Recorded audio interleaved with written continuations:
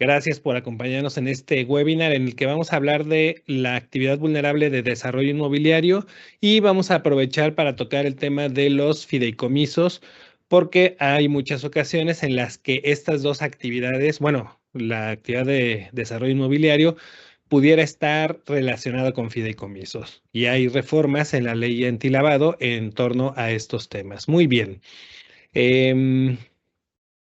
Vamos a iniciar entonces.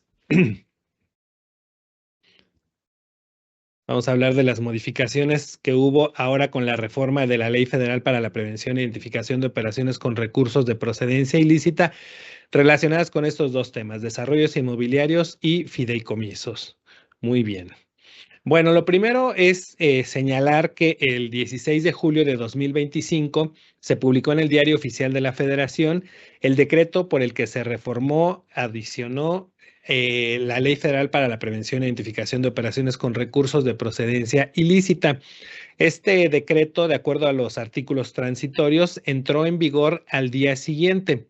Se establecieron algunas excepciones para algunas de las nuevas obligaciones, principalmente, señalando que una vez que se modifiquen las reglas de carácter general, se señalará en las reglas de carácter general el plazo para la entrada en vigor de las nuevas obligaciones que están previstas ahora en el artículo 18 en las fracciones de la 7 a la 11. Fuera de eso, todas las demás reformas y adiciones que hubo en la Ley de Prevención del Lavado de Dinero entraron en vigor al día siguiente de su publicación en el Diario Oficial de la Federación, es decir, el 17 de julio de 2025. Desde luego, hay algunas cuestiones que están sujetas a que en las reglas de carácter general se establezca lo relativo a dichas obligaciones. Pongo un ejemplo. Una de las nuevas obligaciones, o más bien, una de las obligaciones que se modificaron es la de que se debe conocer de manera directa al cliente. No solo identificar al cliente, sino además conocerlo de manera directa. Tenemos que esperar a que se modifiquen las reglas de carácter general para saber en qué consiste específicamente el conocer de manera directa al cliente, porque no se va a referir a que el sujeto obligado y el cliente se tuvieron que haber visto personalmente, de forma presencial, estrechado la mano, que hubieran platicado, se hubieran saludado, preguntándose cosas. No, se refiere o se debe referir al tema del establecimiento de un perfil transaccional del cliente. Y para eso se debe recabar y obtener cierta información del cliente y eso configura el conocimiento del cliente. Pero eso lo vamos a ver una vez que se modifiquen las reglas de carácter general y que quede bien definido ahí cómo se va a dar cumplimiento a esta obligación de conocer de manera directa al cliente. Bien, ese es un ejemplo entonces de algunas obligaciones que si bien ya entraron en vigor, no las podemos aplicar del todo hasta que se modifiquen las reglas de carácter general. Sin embargo, hay otras reformas que ya entraron en vigor el 17 de julio y ya están vigentes y ya se pueden aplicar sin ningún problema.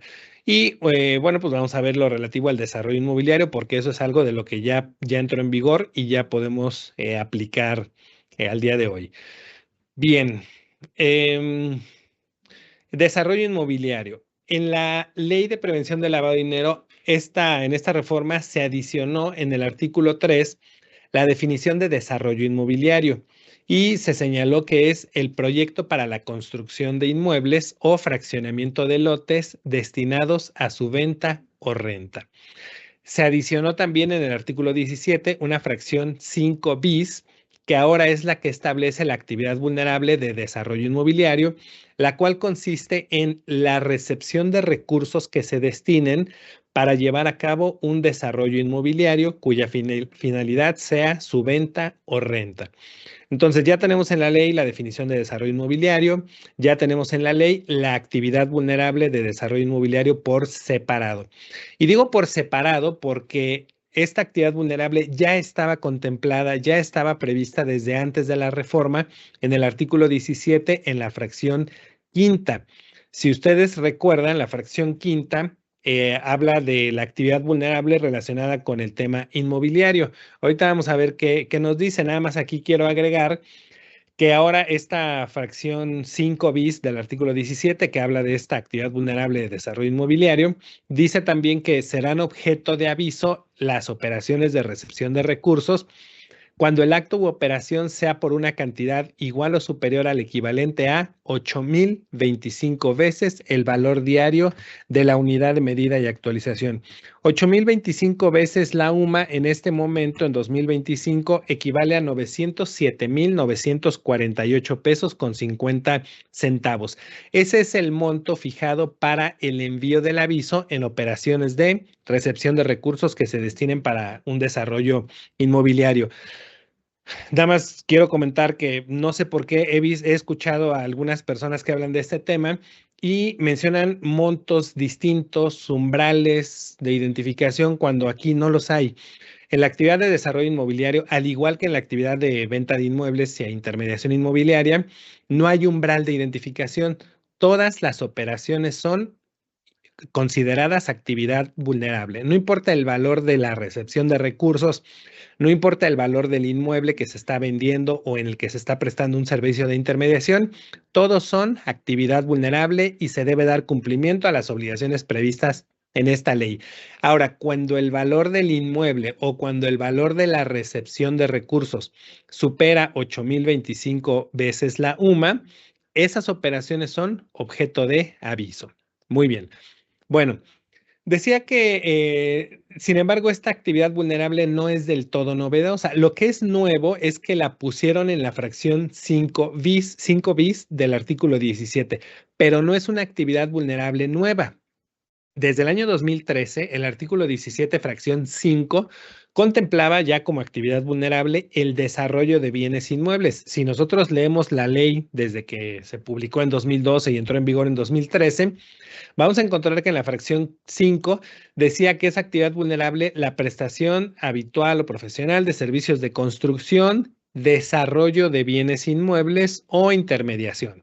Bien, entonces ya teníamos el desarrollo de bienes inmuebles contemplado como una actividad vulnerable, solamente que desde que entró en vigor la ley en 2013, no había un formato para el envío de este tipo de avisos. El único formato que existía era para enviar los avisos de venta de inmuebles e intermediación inmobiliaria.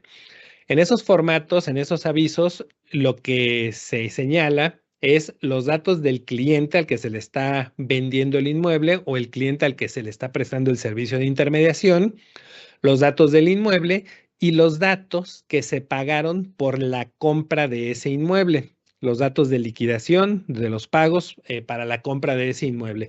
Eso es lo que se informa en ese aviso que ya existía desde 2013. Y como no existía el formato para presentar los avisos de desarrollo de bienes inmuebles, bueno, pues no se enviaban. Fue hasta el 16 de diciembre de 2016 cuando se publicó en el Diario Oficial de la Federación el formato oficial para los avisos de desarrollo inmobiliario. Y en la resolución que se publicó el 16 de diciembre de 2016 en el Diario Oficial de la Federación, claramente se señaló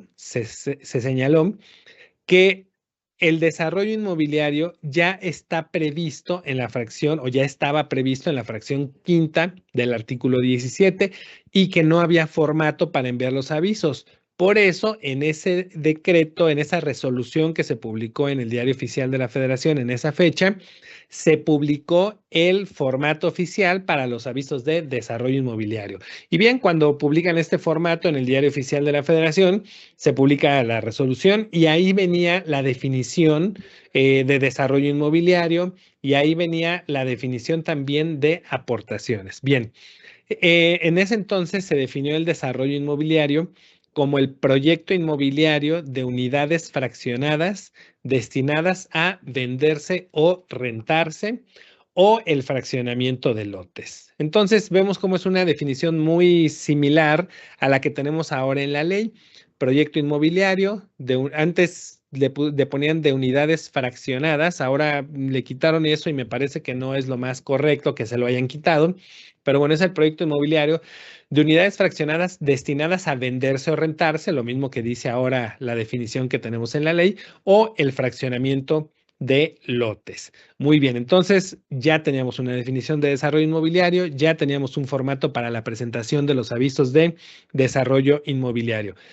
Ahora, ¿qué se tenía que informar en estos avisos de desarrollo inmobiliario que entraron en vigor el 1 de enero de 2017? Es decir, desde el 1 de enero de 2017, bueno, no el 1 de enero, sino en los primeros días de febrero, se tenían que empezar a enviar los avisos de los desarrollos inmobiliarios que se estuvieran llevando a cabo en enero del 2017. Si un desarrollador inmobiliario iniciaba la construcción de un proyecto en enero del 2017, bueno, pues en febrero tenía que estar presentando los primeros avisos. Si un desarrollador inmobiliario ya traía algunos proyectos que venía construyendo desde antes, pero en enero del 2017 continuaba con la construcción de ese proyecto, bueno, pues en febrero tenía que informar lo relativo a enero del 2017. Bien, en esa resolución que se publicó en el Diario Oficial de la Federación en 2016, se señalaron algunas definiciones relativas a la información que debía llevar el aviso. Muy bien, en el aviso se tienen que informar las aportaciones destinadas al desarrollo inmobiliario. Eso es lo que solicita este formato para la presentación del aviso. Las aportaciones destinadas al desarrollo inmobiliario. Y esto porque, bueno, se ha hablado mucho tiempo de que en la actividad inmobiliaria puede haber lavado de dinero, puede haber recursos de procedencia ilícita, no solo por parte de quienes adquieren los inmuebles, sino también por parte de quienes construyen los inmuebles, ¿no? Se señala que, bueno, pues hay lugares en el país en donde de pronto se ven muchos desarrollos inmobiliarios, mucha construcción, y bueno, pues existe la duda de si el origen del dinero utilizado para esos proyectos o desarrollos inmobiliarios es dinero de origen lícito. Entonces, por eso esta actividad vulnerable cubre esa parte.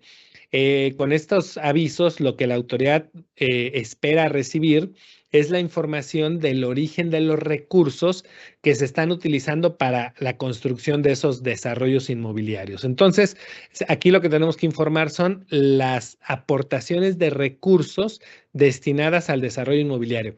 Y es bien interesante porque no solamente son recursos económicos, también son recursos en especie, así le llaman. Por ejemplo, si alguien aportó material para la construcción, si alguien aportó el terreno para la construcción, todo eso se debe considerar en estos avisos que se deben presentar. De esta manera, las aportaciones pueden ser de distintos tipos. Pueden ser aportaciones de recursos propios. La autoridad quiere que, aunque el dinero que estoy utilizando para construir el desarrollo inmobiliario sea dinero propio, lo debo informar, ¿sí? Que la autoridad sepa si ese dinero que estoy utilizando es propio. Eh, con esto, obviamente, va a saber que no hay alguien distinto que esté financiando el proyecto inmobiliario, que son recursos propios. Claro, en esos casos, pues en lo que la autoridad se va a fijar es si yo obtuve esos recursos de forma lícita para después poderlos utilizar en la construcción de un proyecto inmobiliario. Por eso espera que yo le diga con qué recursos estoy construyendo ese proyecto inmobiliario. Los recursos que se destinan a la construcción del desarrollo inmobiliario también pueden provenir de los socios de la empresa. Entonces, si ese fuera el caso, yo en el aviso le tengo que informar esta situación a la autoridad, le tendría que informar que tal socio aportó tanta cantidad de dinero para la construcción del proyecto inmobiliario, tal socio tanto, tal socio tanto. Bien. Las aportaciones también pueden ser o provenir de terceros. Terceros, de acuerdo a lo que dice el formato del aviso, los terceros podrían ser, por ejemplo, clientes en etapa de preventa. También pueden ser proveedores Y bueno, si hubiera algún otro tercero que hiciera alguna aportación de recursos o en especie para el proyecto inmobiliario, pues también lo tendríamos que informar aquí.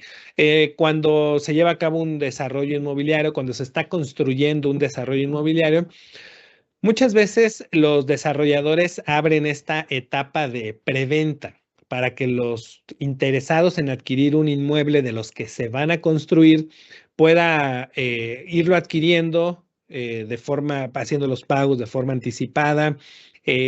Bueno, pues se abre esta etapa de preventa y entonces los interesados en adquirir van haciendo pagos obviamente parciales del inmueble que van a adquirir, y esas son aportaciones de terceros que se están destinando al desarrollo inmobiliario, porque precisamente por eso el desarrollador inmobiliario abre la etapa de preventa para poder ir obteniendo recursos que le van a servir para construir el proyecto inmobiliario. Entonces, las aportaciones pueden ser de terceros, clientes en etapa de preventa. También pueden ser aportaciones de proveedores. Hay casos en donde, no sé, el proveedor a lo mejor de las ventanas dice, bueno, yo te voy a vender todas las ventanas y pues esa venta, no sé, suma tal cantidad, tantos millones de pesos, ¿no?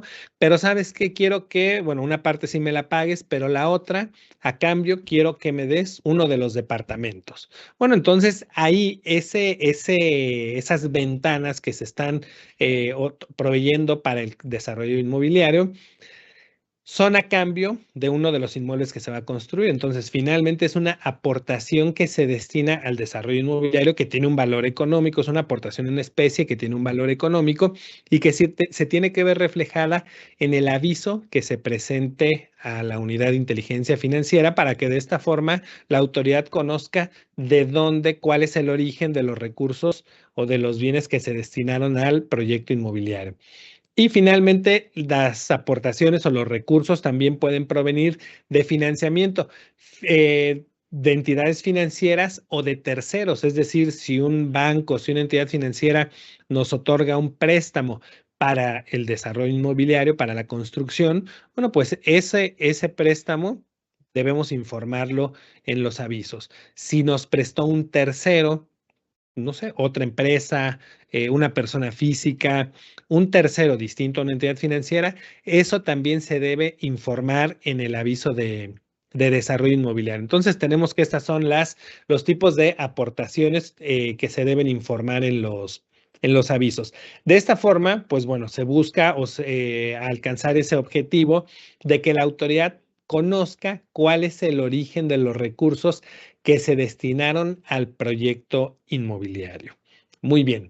Este formato entonces lo tenemos vigente desde el año 2016. Bueno, no, 2017. Se publicó en 2016, entró en vigor en 2017. Al día de hoy, bueno, pues no se ha modificado, sigue teniendo vigencia y de hecho, bueno, ahora con la nueva fracción, no le vamos a decir nueva actividad vulnerable porque no es una nueva actividad vulnerable. Ya explicamos que ya estaba en la fracción quinta, ya explicamos que desde 2016 se publicó en el Diario Oficial el formato para los avisos de desarrollo inmobiliario. Muchas veces dicen, bueno, pero es que está en el portal. No, no está en el portal, está en el Diario Oficial de la Federación, formato publicado en el Diario Oficial de la Federación y el cual dice que es para el desarrollo inmobiliario que está previsto en la fracción quinta del artículo 17. Bueno, ahora que el desarrollo inmobiliario está en una nueva fracción, fracción 5 bis del artículo 17, bueno, el desarrollo inmobiliario sigue siendo lo mismo. De hecho, la definición sigue siendo la misma. La actividad vulnerable consiste en la recepción de recursos. Ahí sí hay un cambio. Ahí sí hay un cambio porque, de acuerdo a lo que se publicó en 2016, y que acabamos de ver, lo que se informaba, o lo que sí, lo que se informaba son las aportaciones destinadas al desarrollo inmobiliario, y ya dijimos todos los tipos de aportaciones que puede haber. Pero ahora que ponen que es la recepción de recursos para el desarrollo inmobiliario, podrían quedar eliminadas de lo que se debe de informar las aportaciones propias. ¿sí? Porque esas no las estoy recibiendo. Sí recibo las de los socios, recibo las de clientes en preventa, recibo las de proveedores, recibo las de bancos o la de otro tipo de acreedores, pero las propias, pues, esas no las recibo, esas ya las tengo. Entonces, esa pudiera ser la diferencia que hay con la actividad vulnerable, como ahora se estableció en el artículo 17, fracción 5 bis. Debemos informar ahora la recepción de recursos que destinamos al proyecto inmobiliario. Pero en tanto no se modifique el formato que existe desde el 2016, debemos seguir utilizando ese formato para la presentación de los avisos. De hecho, en el portal de prevención de lavado de dinero, la Unidad de Inteligencia Financiera ya publicó un criterio relacionado con esta reforma de la ley antilavado, en donde precisamente señaló eso.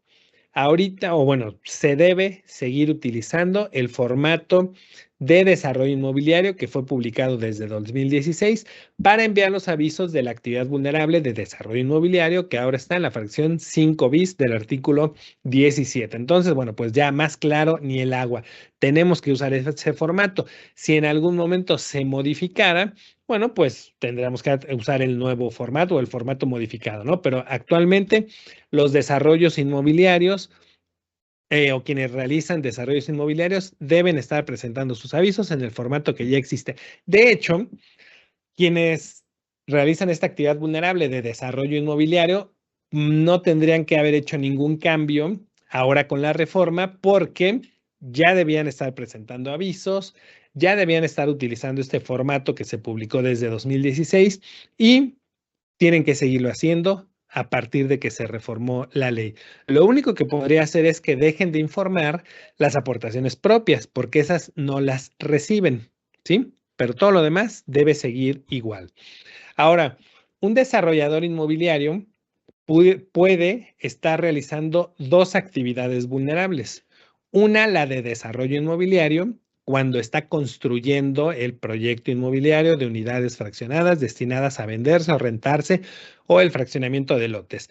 Y en esa actividad vulnerable tiene que informar los recursos que está recibiendo para el desarrollo inmobiliario. Ya dijimos cuáles pueden ser las fuentes de esos recursos. Ahora, una vez que termina de construir el desarrollo inmobiliario y que va a hacer la venta de los departamentos, de las casas, de los locales comerciales, de las oficinas, de las bodegas, etcétera, una vez que va a hacer la venta, ahí ya estaría realizando otra actividad vulnerable que es la de transmisión de inmuebles. Transmisión de inmuebles es la venta del inmueble, es la que, bueno, la que conocemos más comúnmente, en donde ya decíamos que en ese aviso se informa el inmueble que estoy vendiendo, el cliente al que se lo estoy vendiendo y los datos de liquidación de cómo me pagó ese inmueble. Entonces, tenemos dos avisos distintos, uno de recepción de recursos para el desarrollo inmobiliario y otro de la venta del inmueble.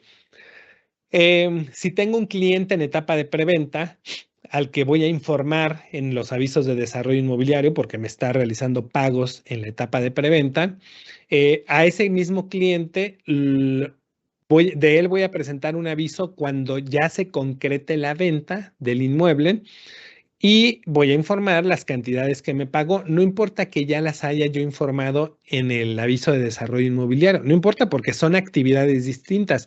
En uno lo informé porque recibí los recursos mientras estaba construyendo el proyecto inmobiliario.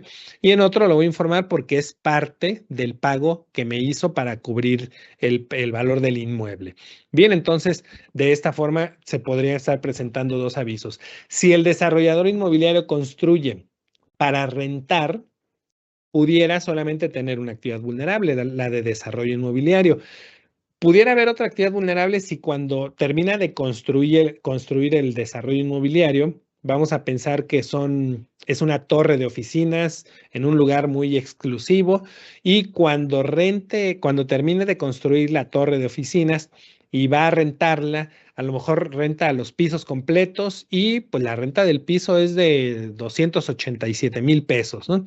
Bueno, pues ahora tiene una actividad vulnerable de arrendamiento. Tiene esa actividad vulnerable y tendrá que presentar los avisos por esa actividad vulnerable de arrendamiento, pero bueno, pues estamos hablando de operaciones distintas. Entonces, eso es lo que se tiene que revisar. Ahora vamos a ver el tema de los fideicomisos, porque muchas veces los fideicomisos, o bueno, los desarrollos inmobiliarios se construyen por medio de fideicomisos. Bien, un fideicomiso es una figura jurídica, es un contrato en donde tenemos tres partes.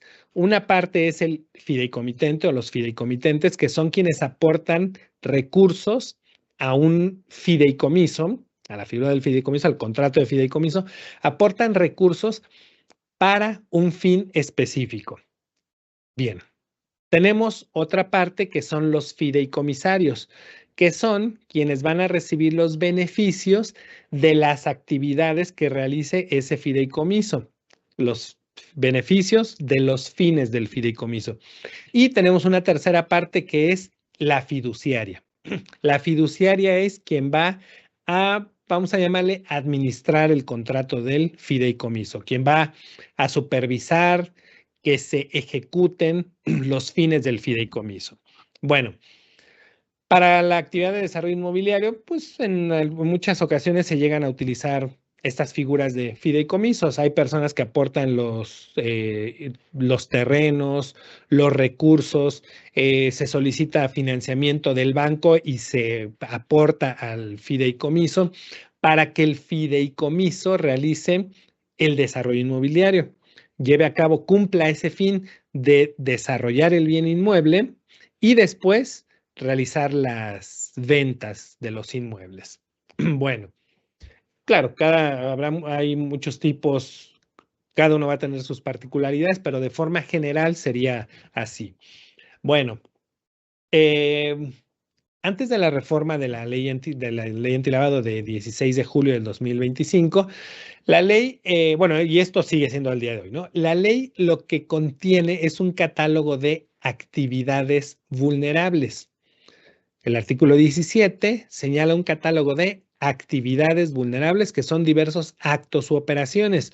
Fracción 1, la venta de boletos, fichas o comprobantes para participar en juegos con apuesta, concursos o sorteos. ¿Cuál es la actividad vulnerable?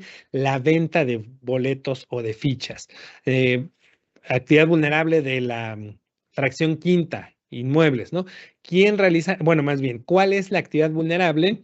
La prestación, la realización de actividades de construcción. Esa es la actividad vulnerable.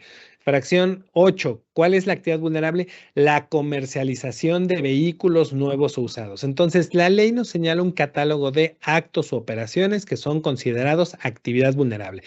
Quien realice alguna de ellas es el sujeto obligado a cumplir con las obligaciones previstas en esta ley. Si yo me dedico a alguna de las actividades vulnerables, si yo realizo una de estas actividades vulnerables, estoy obligado a dar cumplimiento a lo que dice la ley, identificar al cliente y todas las demás obligaciones. Bien, la ley no habla de sujetos obligados, o sea, no señala que será sujeto, no señala que será sujeto obligado la persona física o moral que venda vehículos. No. ¿Quién es obligado? Quien lo haga. No importa si es persona física, si es persona moral o si es a través de un fideicomiso. Eso no importa porque lo que se regula en esta ley es el acto u operación. Bien. De esta forma, si un fideicomiso tenía antes de la reforma por objeto la realización de una actividad vulnerable, por ejemplo, el desarrollo inmobiliario, pues estaba sujeto al cumplimiento de las obligaciones previstas en esta ley. No había nada que eximiera al fideicomiso de cumplir con estas obligaciones, con esta ley. Había quienes decían que, bueno, es que para darse de alta en el portal de prevención de lavado de dinero, solo te puedes dar de alta como persona física o como persona moral. Pero bueno, eso no impedía un fideicomiso para que se diera de alta, porque cuando se da de alta, por ejemplo, una persona moral, para empezar, tienes que entrar al portal de PLD con tu RFC y tu firma electrónica. Un fideicomiso que realiza estas actividades tiene RFC y tiene firma electrónica. Entonces, primer elemento lo tiene. Puede entrar al portal, para darse de alta. Tiene que señalar un domicilio. El fideicomiso tiene un domicilio. Tiene que señalar datos de contacto, teléfono o correo electrónico, datos que se pueden señalar sin ningún problema. Tiene que señalarse la actividad vulnerable que se realiza, la fecha de la primera operación y designar a un responsable de cumplimiento. Entonces, no había ningún impedimento, ningún obstáculo para que un fideicomiso se diera de alta como sujeto obligado por la realización de esta actividad vulnerable. De hecho, sí hubo muchos, o sí hay muchos fideicomisos que se dieron de alta en el portal de prevención del lavado de dinero y dieron o han dado cumplimiento a las obligaciones por la realización de las actividades vulnerables que llevan a cabo. Bueno, ahora con la reforma cambia este tema porque en el artículo 17 se adicionó un segundo párrafo que establece lo siguiente. También se considerará que realizan las actividades vulnerables previstas en el presente artículo quienes actúan por medio de fideicomisos o cualquier otra figura jurídica. Como vemos, lo que se regula son actos u operaciones que son considerados actividad vulnerable. Y aquí lo que nos dice es que entonces cuando la actividad vulnerable se realice por medio de un fideicomiso, o sea, que el fideicomiso se creó para el fin de realizar una actividad vulnerable, los obligados, bueno, se considera que se sigue considerando que es una actividad vulnerable, pero ¿quiénes van a ser los obligados? Quienes actúen por medio del fideicomiso. ¿Quiénes actúan por medio del fideicomiso? Los fideicomitentes, porque son los que crearon el fideicomiso para un fin específico. Entonces, yo tengo, no sé, yo tengo un terreno, yo tengo recursos, quiero hacer un desarrollo inmobiliario, pero quiero hacerlo a través de un fideicomiso. Entonces, constituimos un fideicomiso en donde voy a aportar la tierra, voy a aportar los recursos, etcétera. Bueno, estoy realizando la actividad vulnerable por medio del fideicomiso. Entonces, el sujeto obligado ahora voy a ser yo, fideicomitente, que estoy aportando los recursos para que ese fideicomiso lleve a cabo una actividad vulnerable. Entonces, aquí tenemos este cambio porque ahora el fideicomiso ya no es sujeto obligado. Ahora el sujeto obligado es quien actúa por medio del fideicomiso, que es él o los fideicomitentes. Entonces aquí, bueno, lo primero que debe quedar muy claro es que los fideicomisos no son actividad vulnerable, nunca lo han sido. Esto lo menciono porque a veces llegamos a escuchar, ¿no? Que dicen los fideicomisos son actividad vulnerable. No, el fideicomiso no es actividad vulnerable. Es como si dijéramos las personas físicas son actividades vulnerables. No, una persona física puede realizar una actividad vulnerable. Un fideicomiso puede haberse constituido para realizar una actividad vulnerable. Nada más que ahora, en ese caso del fideicomiso, el sujeto obligado va a ser quienes actúan por medio del fideicomiso, quienes por medio del fideicomiso van a llevar a cabo la actividad vulnerable. Bueno, aquí quedan todavía algunas cuestiones que la autoridad nos debe aclarar a través de las reglas de carácter general. Vamos a ver cuáles. Bueno, lo primero ya aquí dijimos, los fideicomisos no son actividad vulnerable. Las actividades vulnerables son las del artículo 17 de la Ley de Prevención del Lavado de Dinero. En un fideicomiso que realice actividades vulnerables, los sujetos obligados son los fideicomitentes. Y algo que se establece en el artículo 20 de la ley, ahora con la reforma, es que los fideicomitentes deben designar a un representante encargado de cumplimiento. Aquí la cosa se empieza a complicar porque necesitamos que la autoridad aquí sí nos brinde los elementos para poder dar cumplimiento a esta obligación. A ver, de acuerdo a lo que dice el artículo 20 de la ley, dice, las personas morales o quienes actúen por medio de fideicomisos deberán designar a un representante encargado de cumplimiento. Si yo soy persona moral y realizo una actividad vulnerable, cuando me doy de alta en el portal, señalo al encargado de cumplimiento que voy a designar. Pongo su nombre, unos datos básicos de él y ya quedó hecha la designación. Bien, no hay problema ahí. Pero si soy fideicomitente, persona física, ¿Cómo me voy a dar de alta en el portal? Como persona física. Y cuando me doy de alta como persona física, no el portal, el formato, no me solicita la información de un representante encargado de cumplimiento, porque la ley dice que las personas físicas que realicen actividades vulnerables son responsables de su propio cumplimiento, no van a designar a un representante encargado de cumplimiento. Entonces ahí tenemos un obstáculo para poder dar cumplimiento a esta obligación para los fideicomitentes, por lo que en ese aspecto sí tenemos que esperar a que la autoridad modifique el formato del alta para que cuando una persona física se dé de alta, señale si es fideicomitente o no, si está realizando la actividad vulnerable de manera directa o por medio de un fideicomiso, para que si está realizando la actividad vulnerable por medio de un fideicomiso pueda designar a un encargado de cumplimiento, porque la ley se lo pide. Entonces ahí sí tenemos que esperar a que se modifique el formato del alta de personas físicas que son fideicomitentes. Muy bien. Entonces, llegamos a algunos puntos finales, vamos a dar algunas conclusiones y vamos a pasar a la sección de preguntas y respuestas.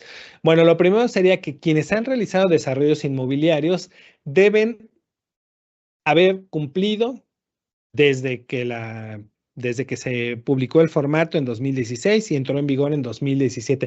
Claro, si empezaron a realizar la actividad vulnerable con posterioridad, bueno, a partir de que empezaron con la actividad vulnerable, si alguien empezó en el 2019, en el 2022, bueno, ahí tuvo que haber empezado a dar cumplimiento. Si no lo ha hecho, tiene que regularizar su cumplimiento hasta por los últimos 5 años. Alguien que empezó a realizar desarrollos inmobiliarios en el 2023, bueno, tiene que regularizar su cumplimiento desde ese entonces. Alguien que empezó en el 2019 tiene que regularizar su cumplimiento por lo menos los últimos 5 años. 5 años. Esto porque la autoridad tiene facultades de verificación hasta por 5 años hacia atrás. Es decir, la autoridad hoy puede revisar a alguien, si estamos en octubre del 2025, puede revisarle a alguien hasta octubre del 2020. Y si la autoridad revisa a alguien y detecta incumplimientos, va a proceder a imponer las sanciones. Por eso es que es importante regularizar el cumplimiento. Los fideicomisos que están registrados actualmente en el portal y que presentan avisos deben hacer un análisis de las modificaciones que hemos comentado que hubo en la reforma de la ley para ver qué es lo que deben hacer para adaptarse a estas reformas de la ley de prevención del lavado de dinero, ¿no? Ya dijimos que antes un fideicomiso se podía dar de alta, podía presentar avisos y ahora con la reforma que dice que la actividad vulnerable se puede realizar por medio de fideicomisos y que quienes deben designar al encargado de cumplimiento son los fideicomitentes, bueno, la cosa cambia y cada fideicomiso tiene que analizar esto para ver cómo se va a adaptar a esta reforma de la ley. Incluso mandar consultas a la unidad de inteligencia financiera porque, bueno, como todavía no se modifican las reglas de carácter general, pero hay cuestiones que ya entraron en vigor, como la actividad vulnerable de la fracción 5 bis, como el artículo 20, como el artículo 3 que nos define el desarrollo inmobiliario. O sea, tenemos cosas relativas a este tema que ya están vigentes, pero que las reglas de carácter general no han especificado algunos detalles. Entonces, bueno, hay que hacer consultas a la unidad de inteligencia financiera para que se nos aclaren estas dudas, porque en los criterios o en las preguntas frecuentes que ha publicado la UIF en el portal de PLD, no han dado respuesta a todas las preguntas que tenemos quienes realizamos actividades vulnerables o quienes asesoramos actividades vulnerables, ¿no? Por ejemplo, la de cómo le va a hacer un fideicomitente para darse de alta y para designar al encargado de cumplimiento. Entonces, bueno, pues habrá que considerar esto para poder tener claridad y cumplir. Ahorita, la reforma ya no es tan reciente, porque entró en vigor el 17 de julio. Ya pasaron 3 meses, un poco más de 3 meses, ya no es tan reciente, ya debemos estar cumpliendo con las obligaciones y con todo lo modificado en la ley.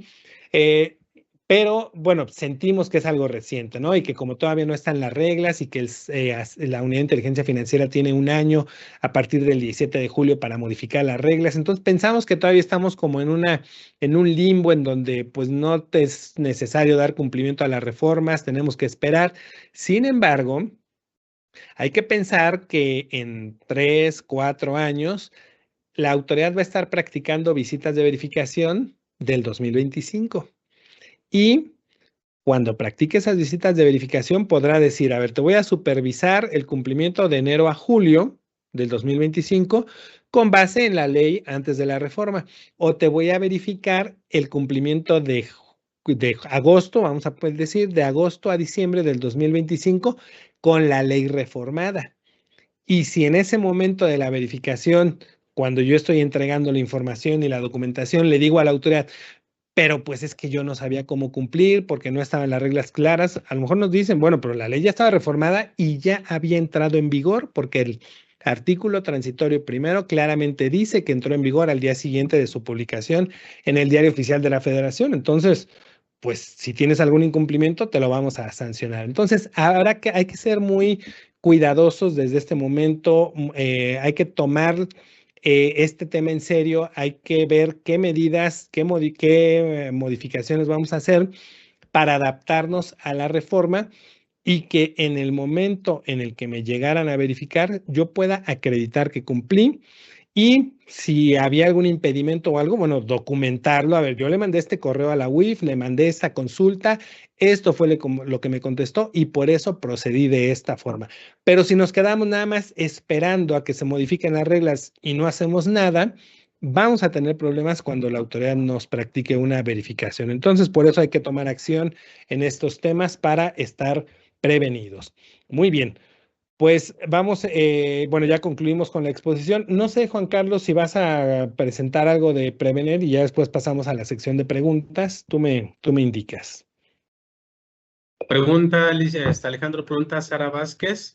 Cuando un fideicomiso cuya finalidad es la inversión del patrimonio del fideicomiso directa o indirectamente a través de uno o varios vehículos de inversión en financiamientos objetivo en función a los parámetros definidos, ¿se puede considerar que el fideicomiso realiza la actividad vulnerable de mutuo crédito o préstamo? A ver, ¿me repites la pregunta, por favor? Sí, dice, cuando un fideicomiso cuya finalidad es la inversión del patrimonio directa o indirecta a través de uno o varios vehículos de inversión, ¿se puede considerar que el fideicomiso realiza la actividad vulnerable de mutuo préstamo o crédito? Ujú. Si la finalidad es la inversión de los recursos, no, porque no se los está prestando a alguien, no está realizando el otorgamiento de préstamos, sino está realizando operaciones en donde va a invertir los recursos. Entonces, no sería esa actividad vulnerable. Perfecto, Alejandro. Y también Sara Vázquez nuevamente pregunta, ¿y en relación con el registro del beneficiario controlador, se tendría que esperar a los lineamientos? Claro, qué bueno que haces esa pregunta, Sara, porque hay que esperar a los lineamientos. La ley claramente dice que para subir la información del beneficiario controlador de las sociedades mercantiles al sistema electrónico de la Secretaría de Economía, hay que hacerlo en términos de los lineamientos que emita la Secretaría de Economía. Lineamientos que al día de hoy no se han, perdón, lineamientos que emita la Secretaría de Hacienda, lineamientos que al día de hoy no se han emitido y no se han publicado, por lo que no podemos dar cumplimiento a esa obligación porque no tenemos los elementos de hacerlo.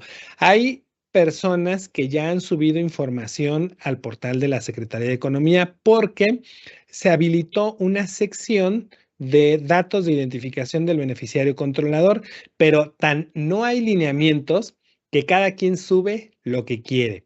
Hay quienes han subido una carta que hicieron, un documento en donde ponen los datos de los accionistas, un documento en donde ponen, perdón, la información del beneficiario controlador para efectos fiscales. Hay quienes han subido la identificación oficial del beneficiario controlador. Entonces, cada quien lo hace como lo está haciendo como quiere, porque no hay lineamientos. Entonces, ahí tenemos la respuesta, ¿no? Si no hay lineamientos, todavía no hay que subir información del beneficiario controlador. Perfecto. Pregunta Humberto González. ¿Qué es o cómo entender qué significa para esta ley el concepto de desarrollo inmobiliario? Lo veíamos casi al principio de la presentación. Desarrollo inmobiliario es el proyecto inmobiliario para déjame regresar para verlo y no decir una palabra mal, ¿no? Desarrollo inmobiliario es el proyecto para la construcción de inmuebles o fraccionamiento de lotes destinados a su venta o renta. Así está en la ley. Perfecto. También Humberto, el licenciado Alejandro pregunta, ¿en qué momento presentar los avisos como desarrollador y qué hacer cuando las condiciones han cambiado en el origen del financiamiento del desarrollo? Bueno, lo que se debe informar es la recepción de recursos, ¿no? Cuando yo recibo recursos que superan el monto de 8,025 UMAS, pues eso es lo que debo de informar. Si posteriormente cambian condiciones en el financiamiento, eso no afecta porque yo lo que ya informé es el recurso que ya recibí en su momento. Entonces, si después hay alguna modificación en las condiciones del préstamo, eso no afectaría en nada. Perfecto. Licenciado, pregunta Luis Guerrero, si no he mandado los avisos por aportación, ¿qué me pueden hacer? Bueno, hay una omisión de envío de avisos y la omisión se sanciona con multa mínima de 10,000 UMAS, que en este año son 1,131,400 pesos, ¿no? Entonces hay que regularizar esa omisión para no estar expuestos a esas multas. Perfecto. Pregunta Roberto, en la facilidad que salió en diciembre del 2016, ¿te daba la opción de enviar un aviso inicial, después mandar los mensuales sin operaciones y después un final al cierre del desarrollo? ¿Esa facilidad se puede seguir aplicando? No, de hecho, ya hasta salió un criterio en el portal de prevención de lavado de dinero en donde dice que esa facilidad ya no está vigente. Y si la analizamos bien, esa facilidad solo estuvo vigente en enero de 2017. Pero bueno, ya, la UIF ya aclaró que ya no se puede seguir utilizando esa facilidad. Perfecto. Sara Vázquez pregunta, ¿qué pasa si los fideicomisos son afores? Eh, o sea que el fideicomiso es para administrar fondos para el retiro. Me imagino que sí. En ese sentido va la pregunta. Si el fideicomiso, su finalidad es administrar fondos para el retiro, bueno, eso no es una actividad vulnerable. Perfecto. Licenciado, pregunta Fernanda, ¿cómo debe presentar el aviso inicial de operaciones en un desarrollo inmobiliario? Es decir, ¿cómo debo reportar las aportaciones realizadas antes de obtener la licencia de autorización del desarrollo, considerando que al momento de los avisos, las operaciones pueden considerarse extemporáneas? Bueno, de acuerdo a cómo está el formato para la presentación de los avisos, para presentar el aviso yo necesito tener la licencia, permiso o autorización de construcción o del fraccionamiento de lotes. Entonces, yo no puedo empezar a presentar los avisos antes de la licencia. No puedo informar operaciones que se hayan realizado antes de la licencia. Tengo que informar operaciones que realizo a partir de que tengo la licencia de construcción. Y aquí quiero agregar algo. Cuando alguien necesite regularizar el cumplimiento de estas obligaciones, es bien importante, por conveniencia del sujeto obligado, tener asesoría especializada para una regularización, ¿no? Porque cuando alguien no es experto en estos temas y lleva a cabo una regularización y no sabe qué criterio tiene la autoridad cuando revisa y no conoce cómo actúa la autoridad, bueno, pues puede llevar a cabo una regularización con errores, con deficiencias, va a pensar que ya se regularizó y cuando llegue una revisión, la autoridad va a detectar diversos incumplimientos, va a haber multas y entonces la regularización pues no fue eficiente. Entonces, una regularización se debe hacer con la asesoría adecuada para que se lleve a cabo como debe ser, a prueba de verificaciones de la autoridad, ¿no? Que cuando llegue la autoridad y vea que ese sujeto obligado se regularizó, vea que todo quedó bien, que todo quedó en orden y aunque se haya regularizado de forma espontánea, de forma extemporánea, pero espontánea, no lo va a sancionar si es que lleva a cabo los procedimientos adecuados. Perfecto, licenciado. Pregunta Jesús, si realizo desarrollo inmobiliario, pero no recibo aportaciones que superen el umbral de aviso, ¿debo de estar dado de alta en la actividad vulnerable y reportar informes en ceros? Sí, como toda actividad vulnerable, exactamente, ¿no? Si yo llevo a cabo operaciones que se consideran actividad vulnerable, pero que no superan el monto del aviso, la única obligación que no debo cumplir es enviar avisos, porque no estoy llevando a cabo operaciones objeto de aviso. Pero todas las demás obligaciones las debo cumplir: darme de alta, integrar expedientes, llevar registros de seguimiento, consultar listas, detectar indicadores de riesgo, tener manual. Ahora, con las nuevas obligaciones, tener un enfoque basado en riesgos, hacer el análisis de riesgo de mis clientes, tener una auditoría, tener capacitación, designar al encargado de cumplimiento, etcétera. Entonces, sí, hay que darse de alta y cumplir con todas las demás obligaciones. Perfecto, licenciado. Pregunta Roberto, cuando un fideicomiso tiene dos o más fideicomitentes entre físicas y morales, ¿todos se tienen que dar de alta? Eso es lo que se entiende de lo que dice la ley, ¿no? Porque todos ellos realizan la actividad vulnerable a través del fideicomiso. Sí. Perfecto. Pregunta Fernando, al momento de armar la información para realizar la presentación de un aviso por todo el desarrollo inmobiliario, si parto de las inversiones son las preventas del departamento, hay ventas que después por X razón son canceladas. ¿Estos montos aún cancelados se deben de incluir en el aviso o solo conservar el registro de estos? Sí, sí, bueno, sí se deben informar, por ejemplo, si yo el día de hoy recibo recursos para el desarrollo inmobiliario que son objeto de aviso, hoy envío el aviso. Si en 8 meses o en 15 meses al final ya no se llevó a cabo la venta, no importa. En el momento en el que recibí el recurso, lo tuve que haber informado. Perfecto, licenciado. Luis Guerrero pregunta, hay un desarrollo que se dio de alta ante el SAT desde el 2017, pero no se ha mandado ningún aviso de estas aportaciones. Por lo tanto, ¿debo de regularizarlo 5 años atrás? Sí, y ahí está en un riesgo muy alto de que les llegue visita de verificación en el momento menos pensado, porque cuando alguien está dado de alta en el portal y no ha presentado avisos, la autoridad lo sabe. Y eso da lugar, eso motiva que se le programe una visita de verificación, sabiendo la autoridad que va a encontrar omisiones, porque sabe que no ha presentado ningún aviso. Entonces, hay que regularizarlo de manera urgente y de forma correcta. Perfecto. Pregunta Ana López. Buen día. Una pregunta. ¿Podrían compartir nuevamente el monto a partir de qué, bueno, más bien, si nos puedes comentar el monto a partir de la obligación, o sea, cuál es el umbral, imagino, de desarrollo inmobiliario? Bueno, para que se considere actividad vulnerable no hay un mínimo, o sea, todo proyecto inmobiliario, todo desarrollo inmobiliario, todo inmueble se considera actividad vulnerable y es objeto de aviso cuando la operación es igual o superior a 8,025 UMAS, que son 907,000 y tantos pesos. Ahorita te digo exactamente.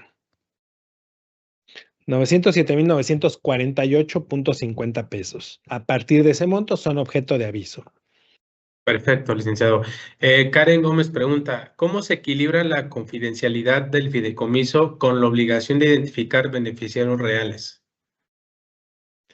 Bueno, la Ley de Prevención del Lavado de Dinero establece obligaciones que se deben cumplir sin importar de cláusulas de confidencialidad que se hayan establecido de manera privada. El cumplimiento de esta ley queda por arriba de cualquier deber de confidencialidad.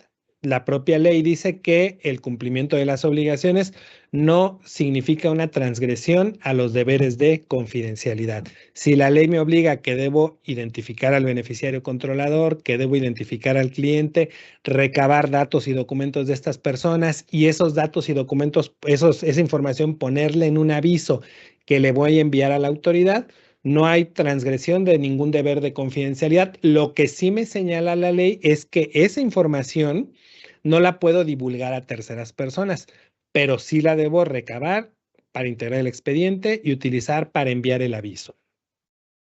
Perfecto. Pregunta Luz, ¿el financiamiento es por crédito bancario? ¿El aviso se hace únicamente cuando se recibe el préstamo y posterior a eso cada mes cómo se presenta o se presenta mes a mes en ceros? ¿Cómo lo puede hacer? Solamente cuando recibas los recursos los vas a informar. Si ya los recibiste, por ejemplo, en octubre, los informas en el aviso que presentas en los primeros 17 días de noviembre y en noviembre no recibes recursos, no presentarías aviso, presentarías un informe sin operaciones. Perfecto. Pregunta Efren, si mi modelo de negocio es construir para rentar, esto es, con financiamiento bancario, construyo una nave industrial para después tener un contrato de renta con un cliente. ¿Deberé tener los actos vulnerables, desarrollo inmobiliario y arrendamiento para representar los avisos? Es algo de lo que mencionábamos, ¿no? Que se pueden estar realizando dos actividades vulnerables. Primero, el desarrollo inmobiliario, porque se están recibiendo recursos que se van a destinar para un desarrollo inmobiliario, y luego la actividad vulnerable de arrendamiento cuando se rente este inmueble construido. Ok, pregunta Luis, si un fideicomiso no tenía la obligación de darse de alta antes de la reforma, pero aún así lo realizó, ¿qué sería lo correcto que debería de hacer? ¿Darse de baja como fideicomiso y darse de alta y dar de alta a los fideicomitentes, fideicomisarios? Bueno, ¿Sabios? sí, bueno, el fideicomiso sí debió darse de alta porque realizaba una actividad vulnerable. Estuvo bien que lo hizo, ¿no?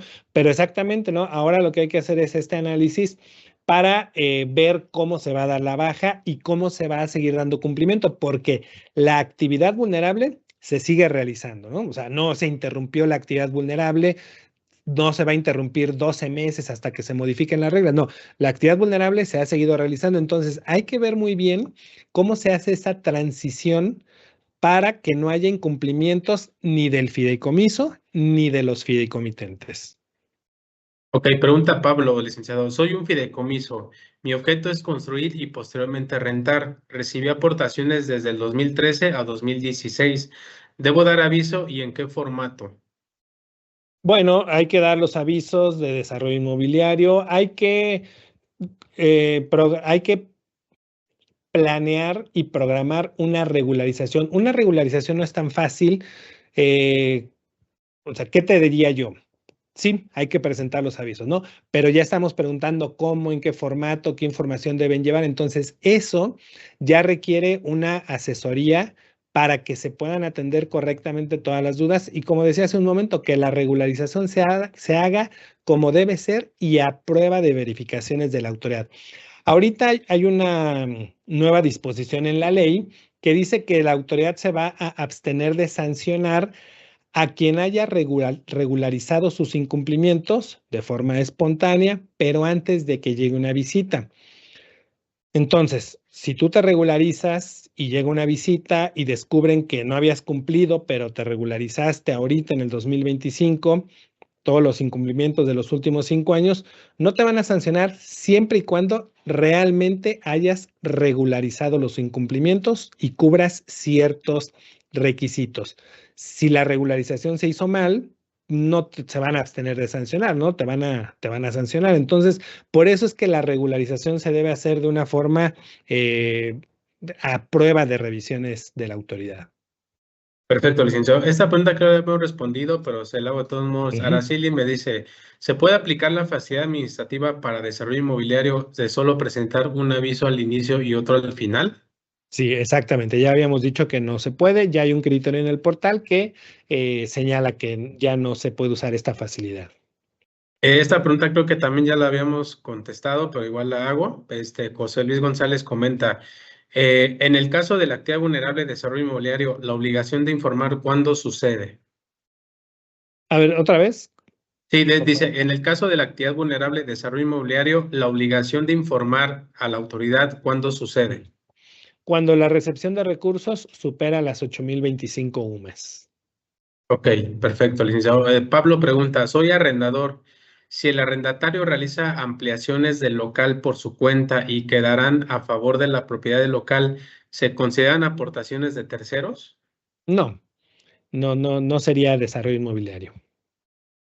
Ok, pregunta Sara Vázquez. El fideicomiso, si realiza préstamos llamadas inversión, pero los fideicomitentes son fideicomisos, ¿esos se tendrían que dar de alta como actividad vulnerable o no me queda muy claro esta parte? Sí, sí, ahí, bueno, obviamente es por el tipo de fideicomiso que tienen, sí representa como estas dudas, pero sí, si un fideicomiso es fideicomitente en otro fideicomiso, ese fideicomiso sería el sujeto obligado. Ok, Luis Guerrero, me imagino que es de lo que preguntó hace un momento de los últimos 5 años para presentar avisos de desarrollo. Dice, entonces, ¿las aportaciones que se hicieron antes de la licencia, esas no se reportan? No, esas no se reportarían. Ok, perfecto. Pregunta Pedro Sánchez.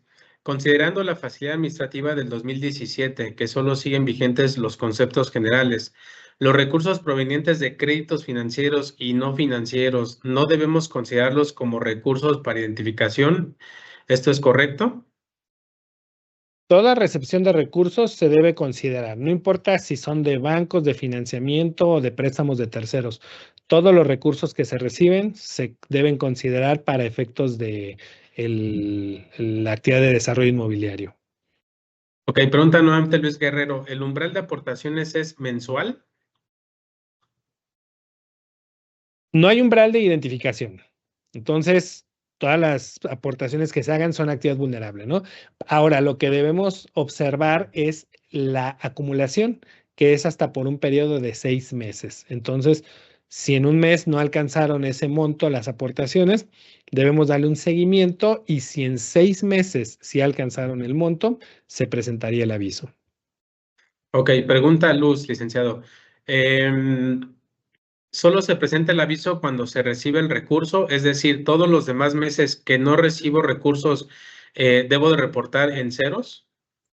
Cuando no se tienen operaciones arriba del monto, es decir, cuando no se reciben recursos arriba de 8,025 más, se debe enviar un informe sin operaciones. Sí. Perfecto. Pregunta al licenciado Silvia Martínez. Si en un desarrollo inmobiliario para su venta, el propio constructor y sus accionistas adquieren uno de los departamentos construidos, ¿debo presentar aviso fracción quinta del artículo 17? Pero entiendo que ahora con la reforma, un aviso, se envía un aviso por la fracción quinta bis. Bueno, pudieran enviarse los dos. Si la adquisición se hace durante la etapa del desarrollo inmobiliario, se presentarían esos avisos y independientemente de que se haga o no en ese momento, cuando se haga la transmisión, la venta, se tendrá que presentar el otro aviso. Perfecto. Luz nuevamente pregunta, en caso de preventa y el cliente aporta, el umbral es por cliente. Sí, por cliente sería. Ok, pregunta Efren, en el caso de que un perdón, en el caso de que un financiamiento bancario no esté casado con un proyecto, sino con varios, ¿cada proyecto debe presentar su aviso por los recursos que le corresponden? Sí, por eso estos avisos son de los más complicados que hay. De todas las actividades vulnerables, el aviso más complejo es el de desarrollo inmobiliario, porque debemos llevar un muy buen control de la información que necesitamos para llenar el aviso. ¿Sí? Y ese es un Perfecto. ejemplo. Sí. Muy bien, licenciado. Luis Guerrero pregunta, tengo un fideicomiso que por los clientes mandados avisos, perdón, tengo un fideicomiso que por los clientes mandamos avisos, pero al día de hoy se solicita recursos al banco para remodelar el edificio y desarrollar unos locales comerciales. Tengo que dar aviso entonces sobre el préstamo bancario. Si vas a realizar desarrollo inmobiliario y vas a recibir recursos del banco, sí. Perfecto. Licenciado, pues creo que son todas las preguntas que tenemos por parte del auditorio. Pues nuevamente, pues bueno, aquí les presentamos nuestros datos de contacto por si se existen dudas adicionales referentes a temas de ley que nos pueda apoyar el licenciado Alejandro Ponce con alguna asesoría, recomendaciones o lo que necesiten por parte de él. Desde el lado izquierdo de su pantalla están sus datos de contacto. para que se puedan comunicar con él y con mucho gusto se les va a dar la atención correspondiente. Y del lado derecho de su pantalla están los datos de Prevenet, igual por si requieren alguna demostración, si necesitan información sobre un sistema automatizado que cumpla con la parte de desarrollo inmobiliario y demás actividades que están en temas de LFPORP, pues con mucho gusto también se nos pueden escribir, marcar por teléfono y con mucho gusto se les va a dar la atención correspondiente para programar alguna actividad con cada uno de los clientes. Entonces, pues están los datos de contacto en pantalla para que se puedan comunicar para temas legales o temas de sistema automatizado, tengan la atención pues correspondiente a cada una de sus consultas. Y pues, licenciado, nuevamente agradecerle pues este tiempo que nos brinda nuevamente para este webinar. Como siempre, un tema muy nutrido, un expertise de usted bastante claro en el tema. Creo que hubo muchas preguntas, eso quiere decir que el tema fue bastante bueno en el aspecto de la nueva reforma. Entonces, pues nada más nuevamente agradecerle, licenciado, el que nos haya brindado su tiempo. Estén pendientes del siguiente webinar, el siguiente mes, esté al pendiente de nuestras redes sociales. Gracias por participar en este webinar y pues nuevamente, licenciado, agradecerle la participación. Un gusto nuevamente compartir pues estos espacios con usted y esperemos sigamos en el siguiente más adelante con usted también con su participación. Muchísimas gracias, Juan Carlos. Gracias a todo el equipo de Prevenet y desde luego a los participantes que se unieron en este webinar. Los esperamos en el siguiente. Muchas gracias a todos.